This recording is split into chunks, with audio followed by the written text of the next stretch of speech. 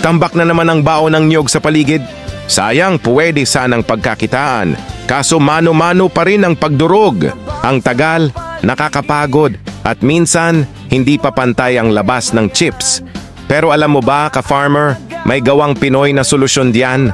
Ang coconut shell crusher ng RM Metalworks ay kaya nang magdurog ng baon ng niyog ng mabilis at pantay-pantay. Wala nang abala, wala nang sayang. Tuloy-tuloy ang produksyon buong araw.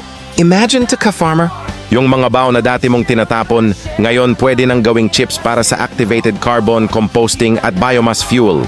Ibig sabihin, mas malinis ang paligid, mas mataas ang kita, at mas tuloy-tuloy ang kabuhayan. Kaya huwag mo nang hayaan matambak ang magabaw. Simulan mo na ang Zero Waste at Profit-Making Project sa tulong ng Coconut Shell Crusher. Mga ka-farmers, tuloy-tuloy pa rin ang aming Christmas sale. Huwag na magpahuli, mag-message o tumawag na sa aming mga numero. Gawang Pinoy, gawang RM Metalworks para sa tunay na kabuhayan at kalikasan. Isang paligid, mas maunlad.